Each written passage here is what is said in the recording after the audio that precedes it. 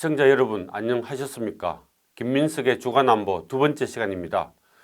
오늘은 호르무즈 파병과 그리고 전시작전 통제권 조기 전환과 관련해서 말씀드리겠습니다. 호르무즈 파병 관련해서는 우리 국민과 선박을 보호하기 위해서 파병키로 한 것인데요. 국방부가 지난 21일 호르무즈 해협에 청해 부대를 파병한다고 발표했는데 발표 내용은 이렇습니다. 현 중동 정세를 고려해서 우리 국민 안전과 선박의 자유 항행을 보장하기 위해 청해 부대 파견 지역을 한시적으로 확대한다는 내용입니다. 이에 따라서 청해 부대 파견 지역은 아덴만 일대에서 오만만, 호르무즈 해협, 페르시아만으로 확대되게 됩니다. 지난 연말 청해 부대 31진으로 출항한 왕건함이 임무를 수행할 것으로 보입니다. 임무 수행은 미국과는 별개로 독자적인 작전을 수행하는 형태로 될 것 같습니다. 또 IMSC라고 호르무즈 호위 연합 본부에 우리 장교 2명도 파견해서 국제사회와 공감대를 강화할 방침이라고 합니다. 이번 파병을 보면서 문재인 정부가 그동안 했던 외교안보 정책 중에서 유일하게 잘한 것이라고 생각이 듭니다. 사실 이보다 앞서 일본은 일찌감치 파병을 선언한 적이 있습니다. 방식도 우리 한국과 똑같습니다. 그래서 이번 문재인 정부 들어서 가장 외교안보 정책 가운데 가장 잘했다고 하는데 여론조사를 해봤는데 국민 51.9%가 잘했다, 33.1%는 잘못했다라고 짓게 됐습니다. 파병 결정하기 전만 하더라도 우리 정부는 매우 많이 고심을 했습니다. 중국과 이란 등등 여러 나라의 눈치를 봤는데 결국은 파병키로 했는데 이에 따라서 그동안 실추된 한미동맹의 신뢰를 회복하는 데 큰 기여를 했을 것으로 보입니다. 미국에서도 즉각적으로 환영을 표시했습니다. 그런데 청해부대가 미국과 별개로 독자적인 활동을 한다지만 내부적으로는 서로 협조할 수밖에 없을 것이고 미국의 도움도 받아야 할 것으로 보입니다. 이번에 이렇게 파병한 이유는 이란 지역에서 전투가 벌어지면은 미국이 우리 선박이나 교민을 보호할 수 있는 여력이 없기 때문에 우리 국민과 우리 선박은 우리 스스로 보호해야 한다는 그런 원칙에 따른 것으로 보입니다. 그러나 이란은 여전히 위협이 존재하고 있는 것입니다. 호르무즈 해협으로는 우리 원유 수입의 70%가 통과하고 민간 선박 170여 척이 연간 900여 회나 지나가는 곳입니다. 그리고 중동 지역에는 우리 교민도 2만 5천 명이 거주한다고 합니다.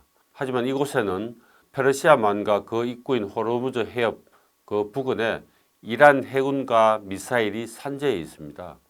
이란 해군은 주로 페르시아만 해안가에 산재해 있습니다. 천안함을 폭침한 북한 연어급 잠수함의 수출형인 가디러급 잠수정 16척을 포함해서 25척의 잠수함 잠수정을 이란 해군이 보유하고 있습니다.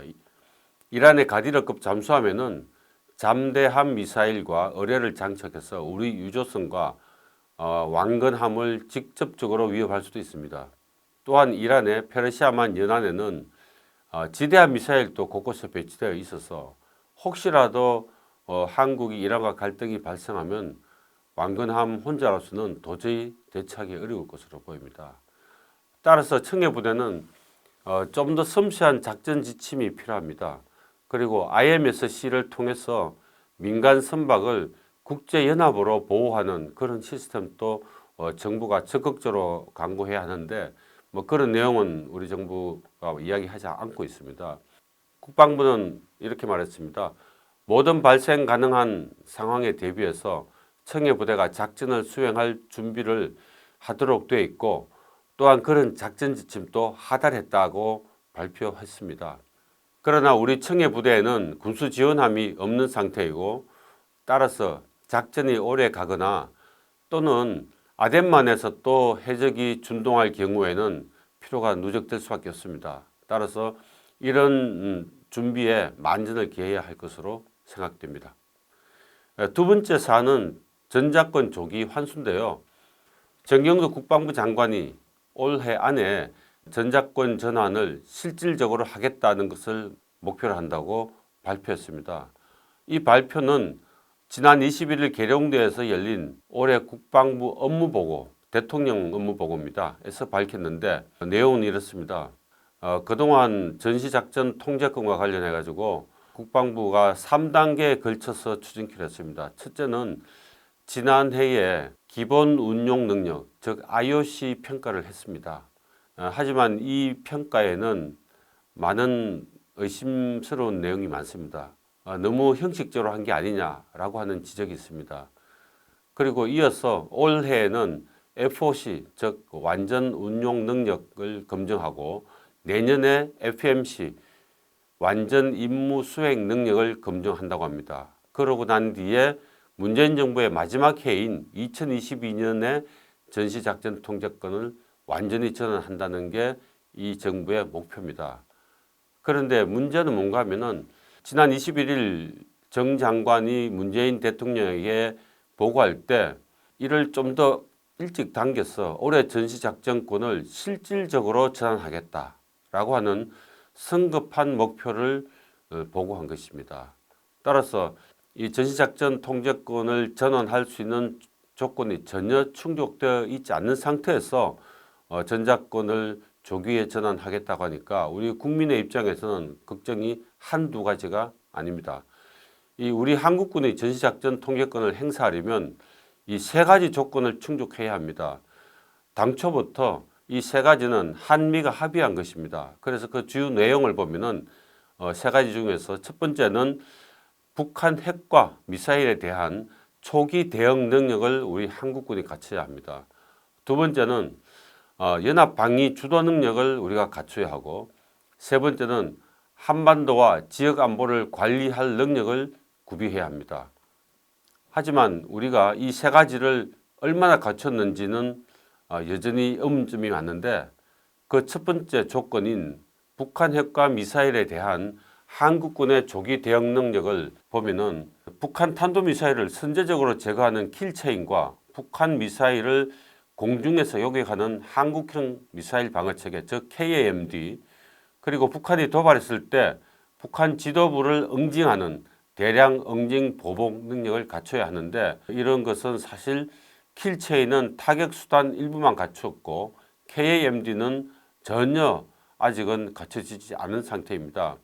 KAMD의 핵심 수단인 LSAM은 2026년에야 나오는데 2022년도에 전작권을 전환하겠다고 하니까 KAMD 능력은 갖춰지지 않은 상태이고, 이 KMPR도 정부가 하겠다고 했는데 실제로는 예산 반영을 전혀 하지 않았습니다. 두 번째 조건은 연합방위 주도 능력인데요. 이 내용 가운데서 북한 미사일 탐지 능력은 우리가 매우 부족합니다. 그리고 단일 지휘 전쟁 원칙은 문제가 많습니다.